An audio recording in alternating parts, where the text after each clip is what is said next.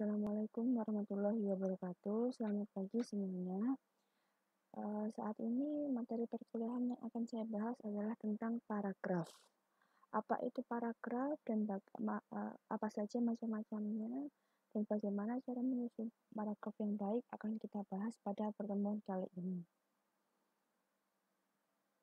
Jadi, arah pengembangan paragraf itu meliputi pengertian paragraf, manfaat paragraf itu bagaimana, jenis paragraf, ciri paragraf yang baik, dan pengembangan paragraf. Seperti yang kalian tahu, paragraf itu adalah bagian tulisan atau karangan yang terdiri atas kalimat-kalimat yang berhubungan dengan utuh dan padu, serta merupakan suatu kesatuan pikiran. Jadi kata kuncinya dari paragraf itu sendiri adalah bagian tulisan atau karangan, himpunan kalimat, dan kesatuan pikiran. Jadi paragraf adalah kumpulan dari kalimat. Lalu apakah manfaat paragraf itu? Yang pertama adalah mempermudah pikiran atau gagasan. Yang kedua, memisahkan dan menegaskan perhatian secara wajar dan normal. Lalu apa saja sih jenis paragraf itu? Seperti yang kalian kerjakan pada tugas minggu sebelumnya, maka paragraf itu dibagi menjadi 4 jenisnya. Yang pertama ada deduktif, ada induktif, ada campuran, serta ada deskriptif. Apa itu dari masing-masing jenis paragraf itu? Pasti kalian sudah mengetahui paragraf induktif dan paragraf deduktif, serta paragraf campuran. Dari tugas yang saya berikan, kalian bisa menyimpulkan perbedaan dari deduktif dan induktif itu apa. Lalu paragraf yang baik adalah paragraf yang memiliki kesatuan pikiran. Jadi antar paragraf itu memiliki uh, keterkaitan topik yang saling berhubungan, tidak membias ke pembahasan yang lain. Yang kedua adalah memiliki kohesi dan koherensi. Lalu apa saja sih pengembangan paragraf itu? Yang pertama ada paragraf alamiah, ada paragraf klimaks, ada analogi, ada sebab akibat, contoh-contoh, definisi luas, ada paragraf perbandingan atau pertentangan, dan klasifikasi. Yang pertama akan saya bahas adalah paragraf deduktif. Paragraf deduktif adalah paragraf yang kalimat utamanya berada di awal paragraf. Jadi, kalimat utama atau topik utama dari suatu paragraf itu terdapat pada awal paragraf diikuti kalimat-kalimat penjelas yang menjelaskan kalimat utama. Seperti ini contohnya, silakan dibaca terlebih dahulu.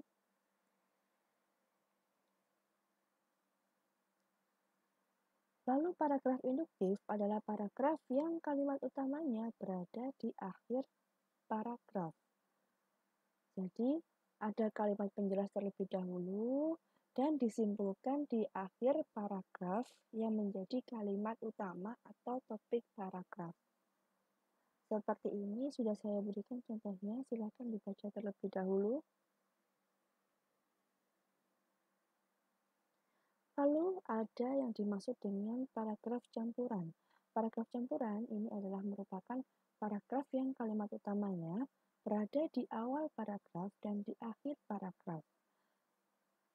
Jadi merupakan campuran dari deduktif dan induktif. Silakan diamati terlebih dahulu, dibaca paragraf yang sudah saya sajikan. Di paragraf ini itu di awal paragraf terdapat kalimat utama, yaitu tiap bahasa mempunyai sistem ungkapan dan sistem makna yang khusus. Lalu diberikan kalimat penjelas dan disimpulkan kembali.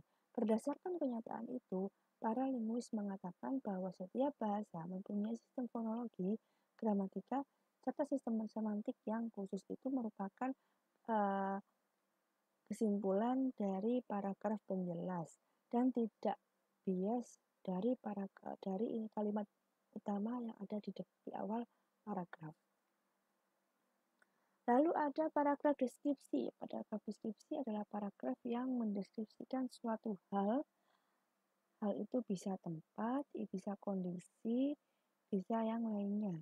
Di sini yang saya berikan contohnya adalah paragraf yang mendeskripsikan suatu ruang.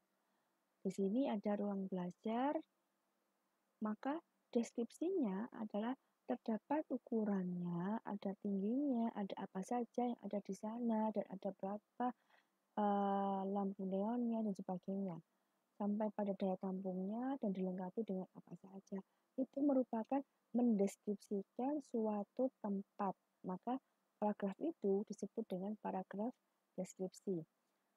Lalu ada paragraf yang baik adalah paragraf yang memiliki kesatuan. Seperti yang saya katakan tadi, harus memiliki kesatuan. Jadi, satu kalimat dengan kalimat yang lainnya itu terkait, maupun paragraf yang satu dengan paragraf yang lainnya itu harus koheren dan memiliki kelengkapan. Kelengkapan di sini adalah maksudnya tentang adanya kalimat utama dan kalimat penjelas.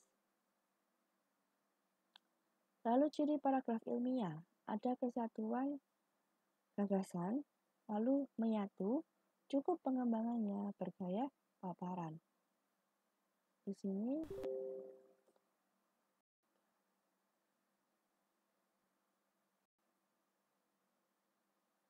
lalu ada kesatuan gagasan, seluruh uraian atau detail penunjang terpusat pada satu gagasan utama. Di sini kalimat-kalimatnya itu menggambarkan hubungan dan menunjukkan ikatan untuk mendukung gagasan utama. Dan tidak boleh ada kalimat yang menyimpang dari gagasan utama. Itu yang dimaksud dengan kesatuan gagasan. Ini contohnya, contoh kalimat yang memiliki kesatuan gagasan. Jika kalimat yang kedua ditambah dengan kalimat ini, masih bisa dimasukkan karena kalimat penjelas merupakan pelengkap dari kalimat yang kedua ini. Jadi tidak membias, tidak keluar dari topik, hanya melengkapi saja. Oke, yang selanjutnya adalah menyatu, yaitu tentang hubungan gramatikal dan sematis ditandai dengan pengulangan.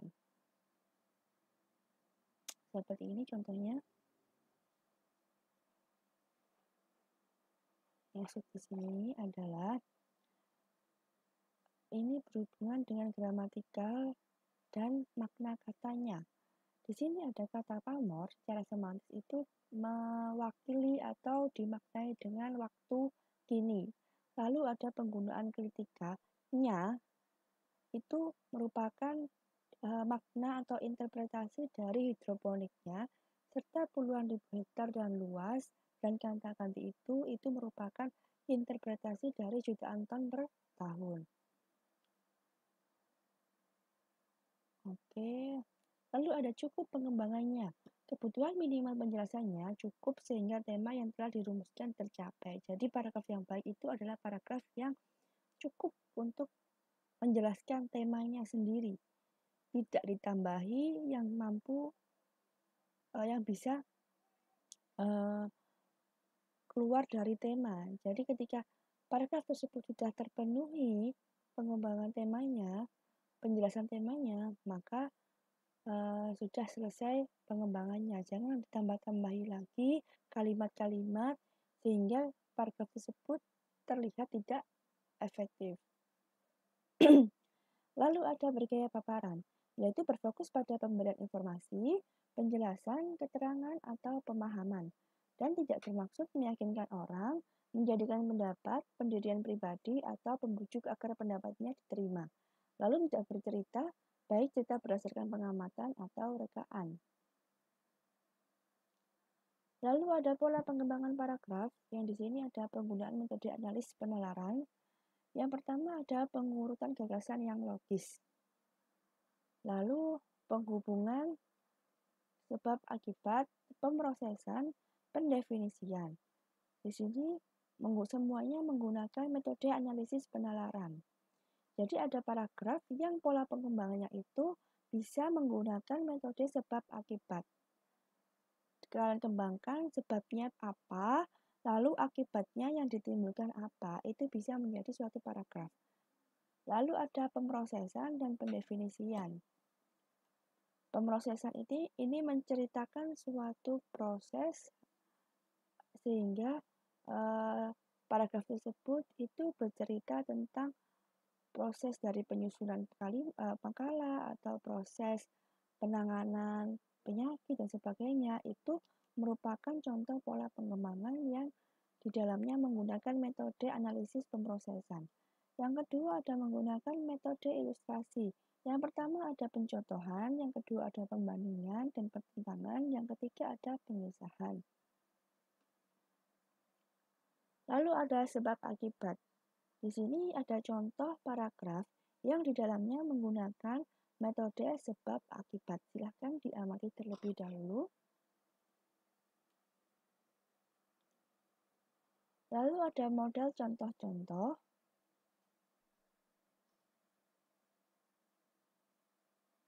Ada perbandingan dan pertentangan. Di sini terdapat perbandingan dan pertentangan atau pertentangan. Contohnya, Ratu Elizabeth tidak begitu tertarik dengan mode, tetapi maka di sini ada pertentangan. Dengan kata tetapi itu merupakan suatu kalimat yang merupakan contoh kalimat pertentangan. Kalau keluar kota, paling senang menggunakan pakaian yang praktis. Ia menyenangi topi dan scarf. Lain halnya dengan Margaret Thatcher. Sejak menjadi pemimpin Partai Konservatif, ia melembutkan gaya berpakaiannya. Nah, ini merupakan perbandingan antara penampilan Ratu Elizabeth dan penampilan Margaret Thatcher. Di sini sudah termasuk paragraf pertentangan dengan kata tetapi tadi dan perbandingan antara penampilan Ratu Elizabeth dan Margaret Thatcher. Oke. Lalu ada pengisahan. Pengisahan ini meliputi ada sejarah. Sejarah itu dari awal suatu kisah itu dimulai sampai pada masa yang ditentukan. Contohnya di sini tentang kelulusan suatu orang. Di sini ada tahunnya, dan bercerita bagaimana dia lulus. Lalu ada pengembangan paragraf berdasarkan tekniknya. Di sini ada klimaks dan anti-klimaks. Apa itu klimaks dan anti-klimaks? Jadi, paragraf klimaks adalah paragraf yang dikembangkan dengan perincian gagasan dari gagasan yang paling rendah, paling bawah, atau sederhana, menuju paragraf yang paling kompleks. Sementara anti-klimaks itu adalah sebaliknya. Dari yang paling kompleks dan paling tinggi itu dirincikan menjadikan gagasan yang paling rendah atau paling sederhana.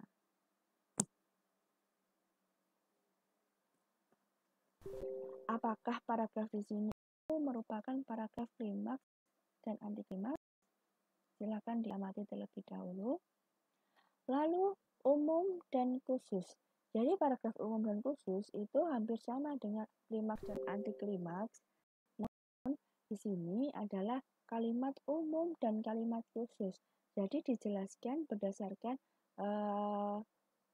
dari kalimat umum menjadi kalimat khusus ataupun sebaliknya.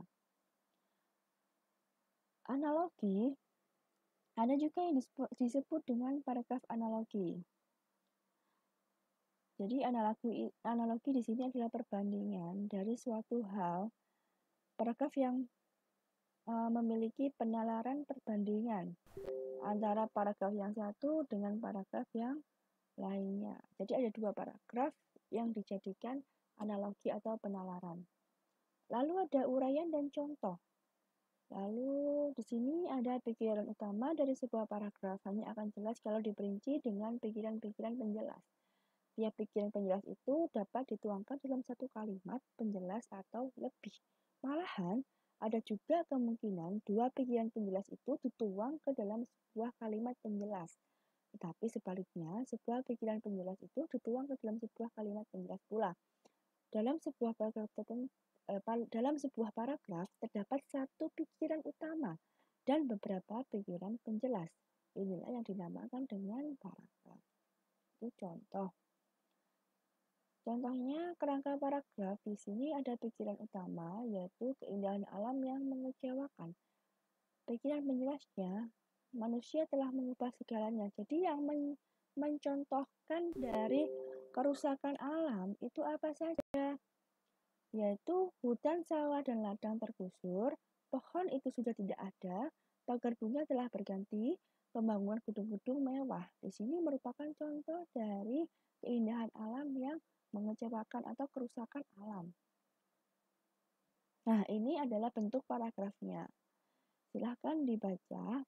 Di sini ada perbedaan dari keindahan alam di Batu Malang yang dulu dengan yang sekarang.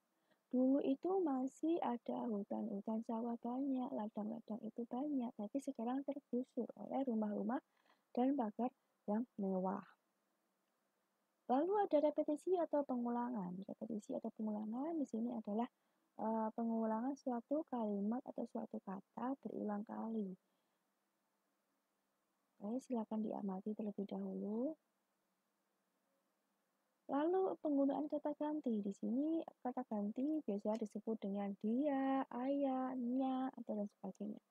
Di sini ada suatu bacaan yang mengisahkan tentang Pak Marto.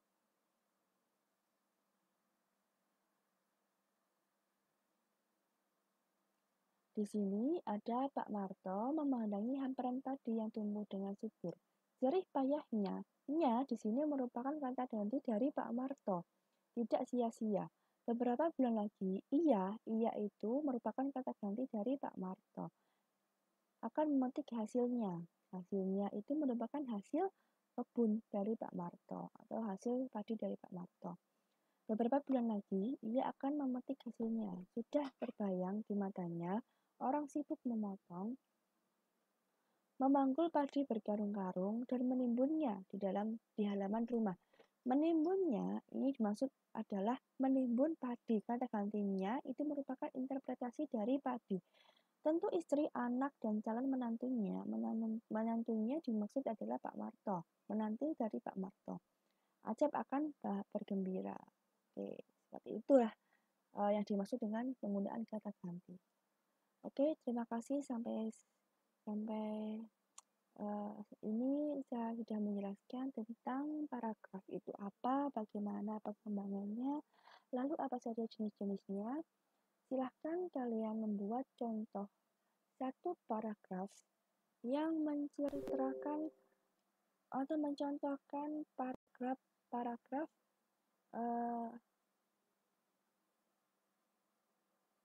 paragraf deskripsi dan paragraf klimaks dan anti klimaks. Oke, jadi tugasnya yaitu kalian membuat paragraf deskripsi dan paragraf klimaks anti klimaks. Silahkan dipilih paragraf klimaks atau anti klimaks. Dipilih salah satu. Jadi tugasnya ada dua, membuat paragraf. Yang pertama paragraf deskripsi, lalu paragraf klimaks atau anti klimaks. Silahkan disusun paragrafnya, lalu kalian upload di Google Classroom, akan saya berikan wadahnya. Oke, terima kasih. Wassalamualaikum warahmatullahi wabarakatuh.